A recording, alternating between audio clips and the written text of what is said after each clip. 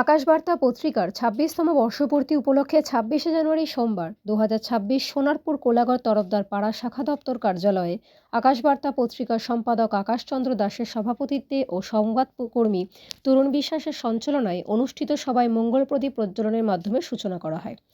বর্ষপূর্তি অনুষ্ঠানে প্রধান অতিথি ছিলেন কলকাতা প্রেস ক্লাবের প্রাক্তন সভাপতি দেবাশিস চট্টোপাধ্যায়। মান্যবর অতিথি ছিলেন আন্তর্জাতিক পুরস্কারপ্রাপ্ত গিটারিস্ট স্বপন সেন, সাহিত্যিক ও কবি হাজী মোহাম্মদ আলতাফ উদ্দিন মণ্ডল, স্মল অ্যান্ড মিডিয়া নিউজ পেপারের আজীবন সদস্য ও আকাশবার্তা পত্রিকার রিপোর্টার সত্যাশিস রায়, শিক্ষাবিদ সঞ্জয় চ্যাটার্জি, বাচিক শিল্পী ও সাংবাদিক প্রদীপ কুমার সেন, বাংলা গিল্ড এর সাধারণ সম্পাদক পরিমল মোহাম্মদ হামিদ সাহেব, প্রেস ক্লাব অফ ওয়ার্কিং জার্নালিস্টের রাজ্য সভাপতি ডক্টর শাশ্বতী দাস, প্রাঞ্জলা বার্তা ও নিউজ পূর্বতারা চিফ কোঅর্ডিনেটর তরুণ বিশ্বাস, লেখিকা ও অভিনেত্রী শিল্পী চক্রবর্তী, সমাজসেবিকা অরুন্ধতী দাশগুপ্ত, মন্টু ভাগ, সোমা পায়েন প্রমুখ। উল্লেখ্য যে বর্ষপূর্তি উপলক্ষে খাওয়া দাওয়া, পড়ুয়া ছাত্রছাত্রীদের খাতা কলম ও দুস্থদের মাঝে কম্বল বিতরণ করা হয়। সবার মাঝে কথা, ছড়া, কবিতা ও বিভিন্ন ধরনের গানে মনোমুগ্ধকর পরিবেশ সৃষ্টি করা হয়েছে। এই রকম আরও অনেক সামাজিক চিত্রধারণ দেখার জন্য YouTube channel news Purbatara TV চ্যানেলটি সাবস্ক্রাইব, কমেন্ট, শেয়ার, লাইক দিয়ে পাশে থাকবেন। পবিত্র মঙ্গল প্রদীপ প্রজ্বলনের অনুষ্ঠান। দাঁড়াও, এসো, এটা ধরে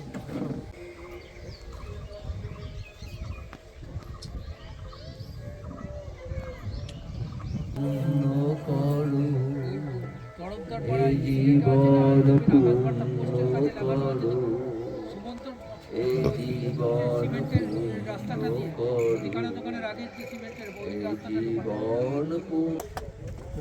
অনেক অনেক সাধুবাদ জানাচ্ছি। সম্মানীয় বেশ পড়িয়ে প্রাক্তন সভাপতি হচ্ছে এইভাবে অব্যাহত থাকবে। ধন্যবাদ, সম্ভাষণ জানাচ্ছি। বেশ পড়িয়ে সম্মানিত করার জন্য আমি অনুরোধ রাখছি আকাশবার্তার সম্পাদক আকাশচন্দ্র দাস। আমরা ওনার সঙ্গে সেই সূত্রে আমার পরিচয়। উনি আমাকে ফার্স্ট লাইনে নিয়ে আসছেন এবং আজ অব্দি ওনার সঙ্গে আমি জড়িত আছি ফার্স্ট লাইনে। এবং আমার খুব ইচ্ছা ওনার পত্রিকাটা যেন আগামী দিনে কলকাতার মধ্যে একটা বিশিষ্ট পত্রিকা হিসেবে এটি আমার।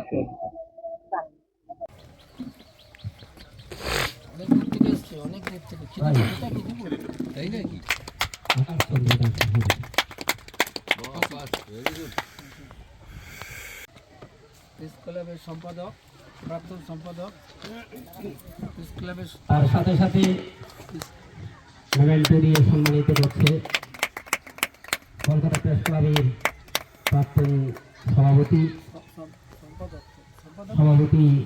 দেবাশিস চৌধুরী মহোদয়কে।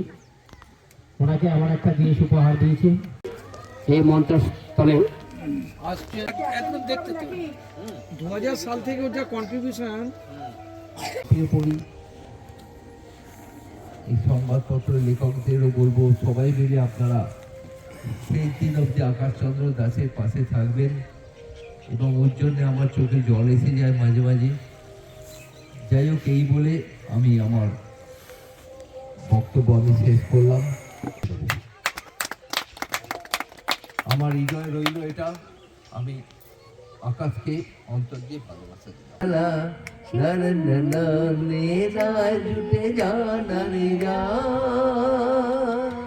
কে জানে ক ঘন্টা পাবে যে জীবনটা, কে জানে ক ঘন্টা পাবে যে জীবনটা, যেটুকু মন দিয়ে দুলে দুলে লুটে যা কৃষ্ণপদ মেমোরিয়াল হলে তিনি বেশ কিছু প্রোগ্রামে এটা আন্তরিকতা, স্বামী স্ত্রীর মধ্যে এটা যদি আদর্শ চিন্তা চেতনা না থাকে তাহলে ওখানে কিছুই নেই, মরুভূমির মতো সব কিছু। সংসার সবাই করে, ভালো সবাই বাঁচতে পারে, কিন্তু আদর্শটা থাকতে হবে। একজনকে মানে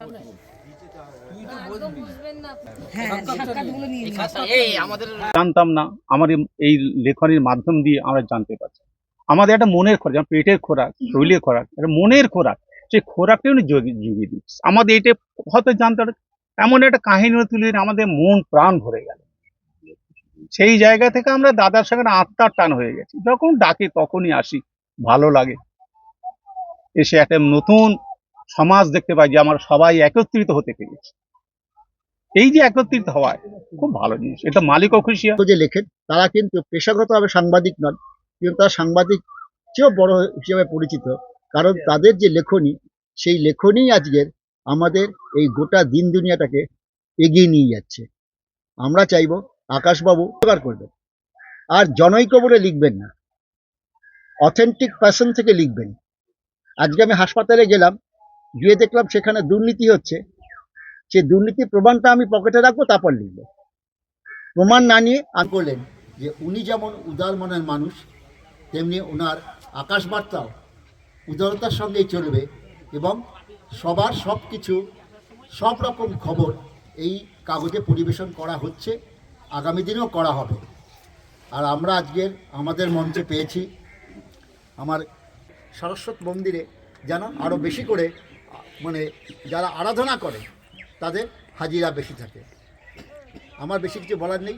আমি চাইবো, আগেও বললাম এখনও বলছি, আকাশবার্তা যে যাত্রা শুরু করেছিল 26 বছর আগে, অনেক দূর আকাশবার্তা এগিয়ে যাক, এই কামনা করব।